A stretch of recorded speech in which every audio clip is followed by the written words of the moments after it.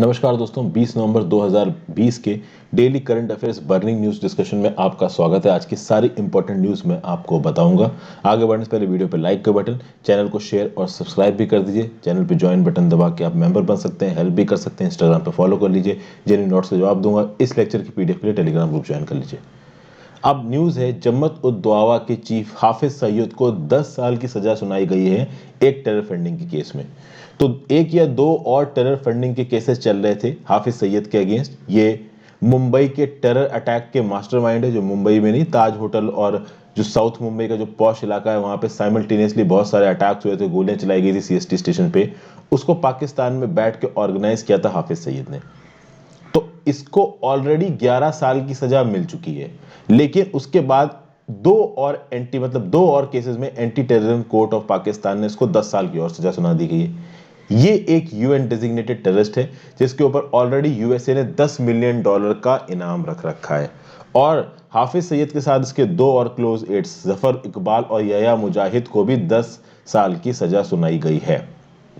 जम्मू दुआ का जो चीफ है हाफिज सईद, उसके brother in law Abdul Rahman मक्की को 6 महीने की सजा सुनाई गई है। अब एकदम से सजा सुनाई क्यों जा रही? देखिए, हाफिज सईद को नो डाउट वीआईपी ट्रीटमेंट मिलता है पाकिस्तान में, एसयूवी में घूमते हैं। पाकिस्तान आर्मी के जो गार्ड्स हैं, पाकिस्तान फोर्सेस के गार्ड्स, इनको सिक्योरिटी प्रोवाइड करते हैं।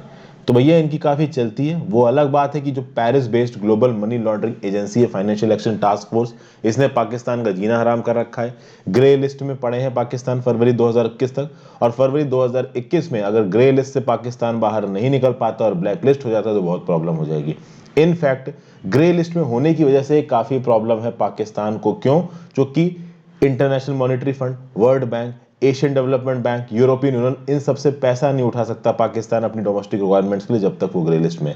पाकिस्तान एक ऐसी कंट्री है जिसकी जनता त्राहिमाम कर रही है, लोगों के पास खाने पीने के पैसे नहीं है, लोग मर रहे हैं, लेकिन उसके बाद भी पाकिस्तान का सिंगल वन पॉइंट एजेंडा है, टेररिज्म के थ्रू इंडिया को अनस्टेबल करो। वो अपने आप को नहीं देख रहे हैं, वो बस इंडिया के एक एंटी एजेंडा चला के अपने देश की जनता को बेवकूफ बनाए हैं कि देखो हमने इंडिया को ये कर दिया, वो कर दिया।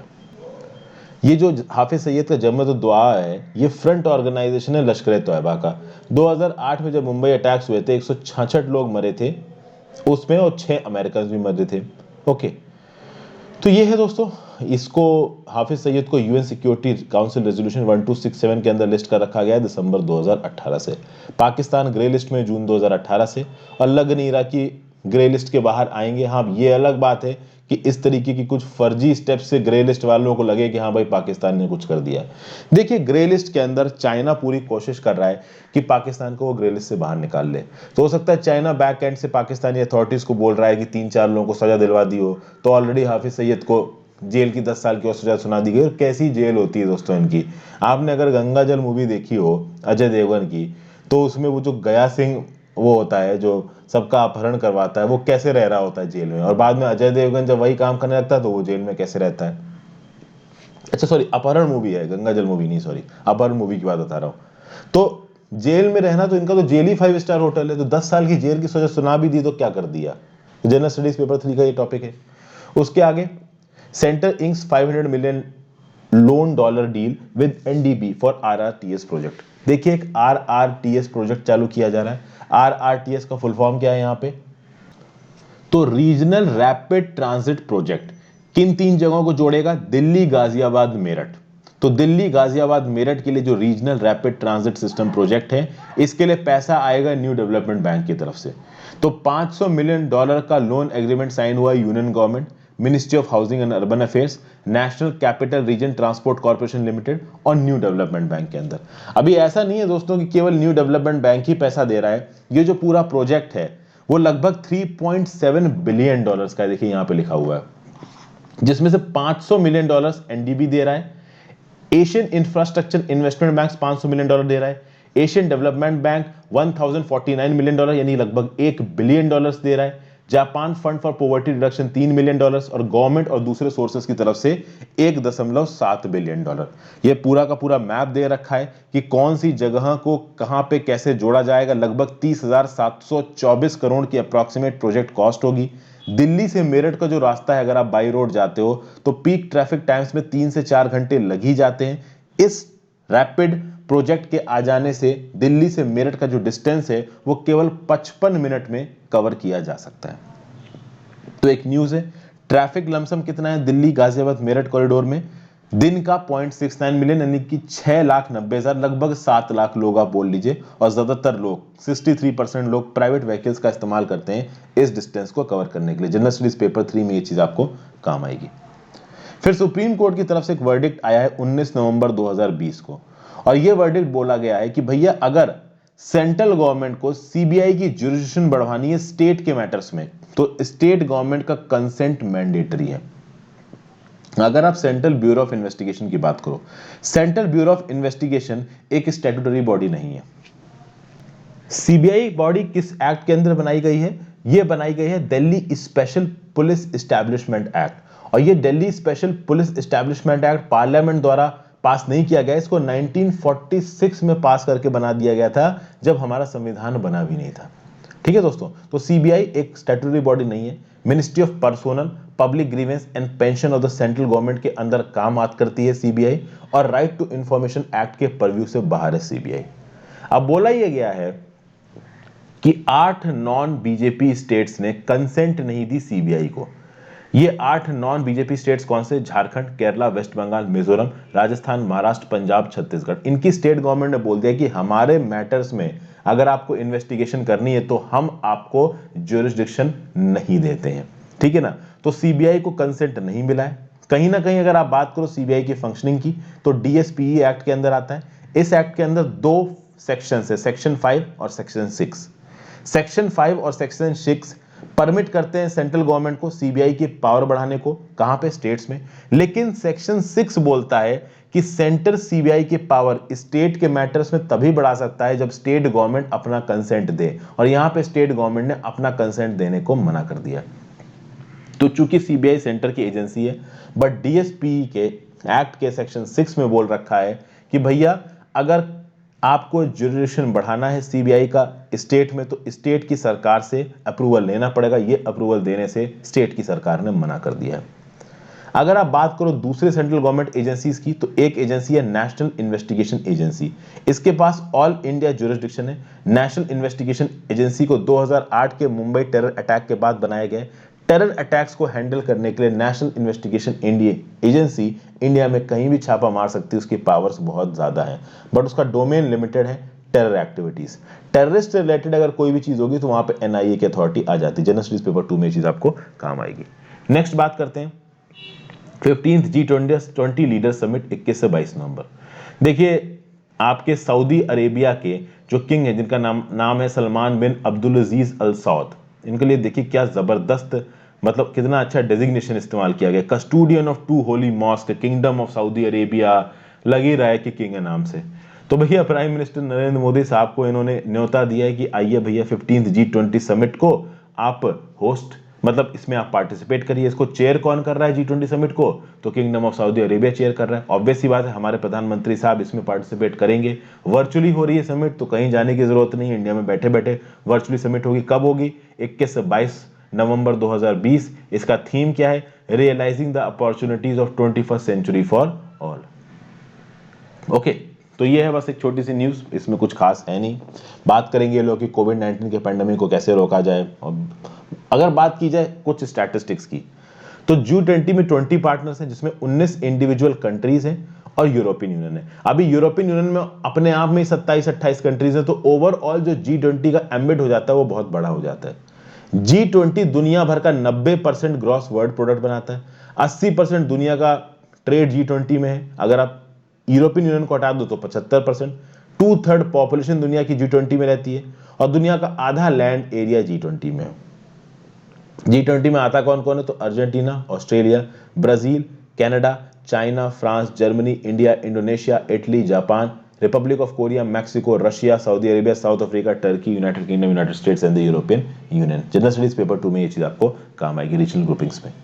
फिर भैया India has move to the centre stage of international energy affairs. देखिए इंटरनेशनल एनर्जी एजेंसी के जो executive director mister Fatih Birol, इन्होंने रिसेंटली इंडिया की काफी तारीफ की है और बोला है कि India has move to the centre stage of international energy affairs, यानी इंडिया ने रेन्यूएबल एनर्जी में इतना काम किया, रेन्यूएबल एनर्जी में इतना काम किया कि मेजर इमर्जिंग इकोनॉमी में इंडिया एक रोल मॉडल की तरह बढ़ के आया है कि हाँ भाई बाकी लोग इंडिया के मॉडल को अडॉप्ट कर सकते हैं।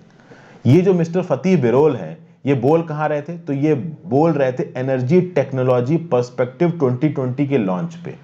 फिजिकली प्रेजेंट होकर नहीं बोल रहे थे, वो वर्चुअली बोल रहे थे। उन्होंने बोला है कि इंटरनेशनल एनर्जी एजेंसी की एक स्टडी आई है जिसने ये बताया है कि इंडिया ने रेन्यूएबल एनर्जी को प्रमोट करने के लिए बहुत तगड़े प्रोग्राम्स चलाए, जैसे उज्ज्वला स्कीम, उजाला स्कीम, जिससे एनर्जी पहुंचाई गई है मिलियंस ऑफ लोगों के थ्रू, चाहे वो इलेक्ट्रिक एनर्जी हो, चाहे वो गैस कुकिंग एनर्जी हो। अगर पेरिस क्लाइमेट एग्रीमेंट के इंटेंडेड नेशनली डिटरमिन्ड कंट्रीब्यूशन की बात की जाए तो अब तक केवल एक कंट्री ऐसी है जो कि ये बोल रही है कि उनके जो आईएनडीसी हैं वो उनके टेम्परेचर इंक्रीज को 2 डिग्री से कम रखेंगे। इस टारगेट को मीट करने वाली वॉलंटरी केवल एक कंट्री है और वो है इंडिया। मेजर कंट्रीज में ये किसने बोला है? ये बोला है आपके फतेह बिरोल साहब ने। और इस स्टेटमेंट के बाद जो हमारी सरकार है उसका एक बोस्टफुल स्टेटमेंट आएगा ही आएगा। तो सरकार ने भी यहाँ पे बोला है, हमारे जो एनवायरनमेंट मिनिस्टर साहब हैं उन्होंने बोला कि देखिए हमारी जो रेन्यूएबल एनर्जी है वो ऑलरेडी 89 गीगावाट पे पहुंच चुकी है। पिछले 6 सालों में हमने अपने रेन्यूएबल एनर्जी को 170% से बढ़ाया है। ये स्टैट बिल्कुल सही है, इसमें कुछ भी एग्जेगरेट नहीं किया जा रहा है। नरेंद्र मोदी साहब ने बोला है, और इनफैक्ट ये टारगेट पहले से ही है, कि 2022 तक 175 गीगावाट रेन्यूएबल पावर लेके आए हैं, जिसमें से 89 गीगावाट हम लोग ऑलरेडी लेके आ चुके हैं। और जो एस्पिरेशन है इंडिया का वो 450 गीगावाट ऑफ रेन्यूएबल एनर्जी तक पहुंचने का है। हालांकि इतनी एनर्जी की जरूरत इंडिया को पड़ेगी नहीं, ऐसा मैंने एक एडिटोरियल में आपको बताया था द हिंदू के, अगर आपको पहले याद हो तो। अब बात करते हैं इंटरनेशनल एनर्जी एजेंसी की।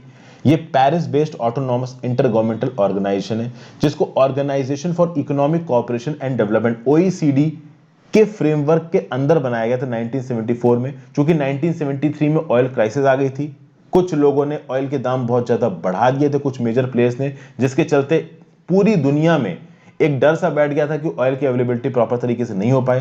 तो ऑयल के मैटर्स में प्राइसिंग को लेके, एनर्जी के एफिशिएंट यूजेज को लेके इंटरनेशनल एनर्जी एजेंसी बनाया गया ताकि physical disruptions in supply of oil को रोका जा सके। अब इंटरनेशनल एनर्जी एजेंसी का एम्बिट बहुत बड़ा हो चुका है। अब तो ये पॉलिसी एडवाइस भी देते हैं अलग अलग कंट्रीज को, मेंबर स्टेट्स को भी देते हैं, और इनके जो मेंबर्स नहीं है जैसे कि China, India, Russia, international energy agency का मेंबर नहीं है, उनको भी पॉलिसी एडवाइस देता है इंटरनेशनल एनर्जी एजेंसी। अगर बात की जाए तो इंटरनेशनल एनर्जी एजेंसी के मैंडेट के अंदर 3 ईज आते हैं। यहां देखिए 3 ईज। ये 3 ईज कौन कौन से हैं? एक है एनर्जी सिक्योरिटी, एक है इकोनॉमिक डेवलपमेंट, एक है एनवायरमेंटल प्रोटेक्शन। तो ये काम है इंटरनेशनल एनर्जी एजेंसी का। जनरल स्टडीज पेपर 2 में ये चीज आपको काम आएगी।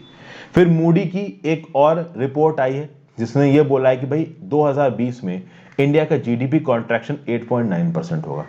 इससे पहले जो मूडी की रिपोर्ट आई थी उसने बोला था कि जीडीपी कॉन्ट्रैक्शन 8.9% ना होकर 9.6 हो जाएगा। तो इससे पहले वाली मूडी के फोरकास्ट में 9.6% बोला था इंडिया का जीडीपी कॉन्ट्रैक्शन, अब बोल रहे हैं 8.9%। एट द सेम टाइम इससे पहले वाली रिपोर्ट में मूडी ने बोला था कि इंडिया की जो प्रोजेक्टेड ग्रोथ रेट है 2021-22 में वो कितनी होगी?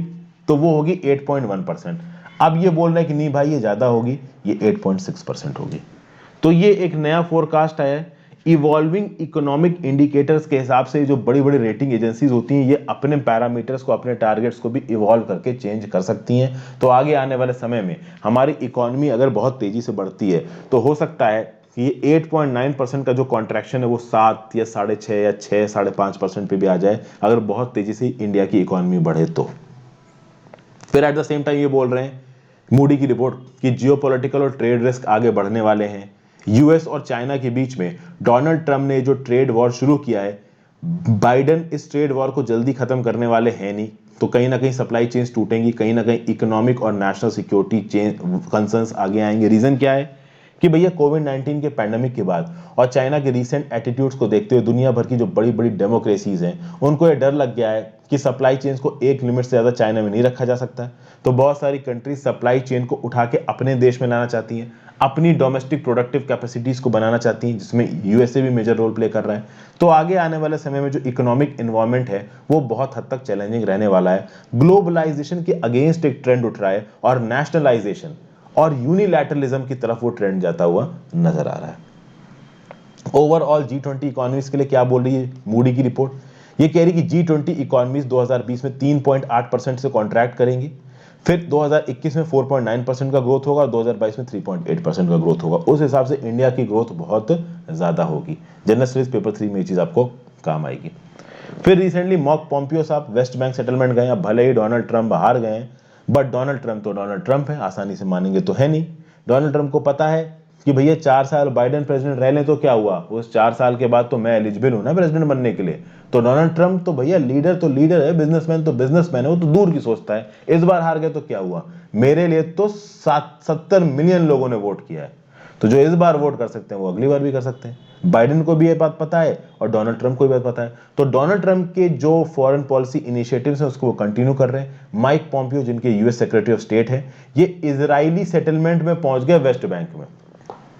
ये रहा इजराइल का नक्शा, और ये जो वेस्ट साइड पे दिख रही है ये है गाजा पट्टी, ठीक है, जो कि मेडिटेरियन सी के बगल में। और इधर ही जो ग्रीन ग्रीन रंग के इलाके दिख रहे हैं ना, यहाँ पे आपके पैलेस्टीनियन सेटलमेंट्स है। और इन ग्रीन इलाकों के बीच में जो व्हाइट व्हाइट रंग की चीजें आपको नजर आ रही है, ये वाला, ये इजरायली कंट्रोल वाली चीज है। हालांकि अगर आप बात करो दोस्तों, तो इस पूरे के पूरे इलाके को इजराइल एनेक्स करने की बात कर रहा था, बट चलिए यूएई के साथ पीस डील के चलते अभी के लिए इस एनेक्सेशन को थोड़ा डिफर कर दिया गया है, बट आगे आने वाले समय में इसको इजराइल एनेक्स कर ही लेगा। तो इन्हीं में से एक इलाके में पहुंचे हैं माइक पॉम्पियो साहब। ओके, और ये एक सीन है यूएसए का, ये दिखाने के लिए कि हमारी जो इजराइल के साथ दोस्ती है वो बहुत अच्छी है। तो प्रधानमंत्री बेंजामिन नेतन्याहू और ट्रंप एडमिनिस्ट्रेशन की जो दोस्ती वो साफ साफ यहां में नजर आ रही है। ये लोग गए कहां हैं, तो नॉर्थ ऑफ जेरूसलम एक जगह है पसाग गोट, वहां गए हैं हमारे पॉम्पियो साहब। अगर इजराइल के रिस्पेक्ट में बात करो आप यूएसए की, तो माइक पॉम्पियो और डोनाल्ड ट्रंप के अंदर 2019 में सालों से जो चली आ रही अमेरिका की फॉरेन पॉलिसी थी कि ये जो इजराइल के सेटलमेंट है वेस्ट बैंक के अंदर, ये इजराइल के ना बोल के डिस्प्यूटेड सेटलमेंट्स बोले जाते थे। पहली बार डोनाल्ड ट्रंप ने ये बोला कि नहीं भाई, ये जो वेस्ट बैंक वाले सेटलमेंट्स है ना, ये इजराइल के सेटलमेंट्स है, और यहां से जो सामान यूएस में इंपोर्ट होगा उसको प्रोडक्ट ऑफ इजराइल या मेड इन इजराइल कहा जाएगा। और पहले ये पॉलिसी हुआ करती थी कि जो टॉप यूएस ऑफिशियल्स होते थे वो वेस्ट बैंक के सेटलमेंट्स में नहीं जाते थे, जो कि कहीं ना कहीं पैलेस्टीनियन कॉज को सीधे सीधे अपोज नहीं करना चाहते थे। पर डोनाल्ड ट्रंप और माइक पॉम्पियो ने सीधे सीधे बोल दिया पूरा का पूरा ये वेस्ट बैंक का इलाका इजराइल का, पूरी की पूरी गाजा पट्टी इजराइल की। तो ओवरऑल एक बहुत मेजर फॉरेन पॉलिसी शिफ्ट दिखाया है किसने, रिपब्लिकन डोनाल्ड ट्रंप ने। डेमोक्रेट जो बाइडेन क्या बोलते हैं ये देखने वाली बात है। जनरल स्टडीज पेपर 1 में चीज आपको काम आएगी। Thank you for watching, have a great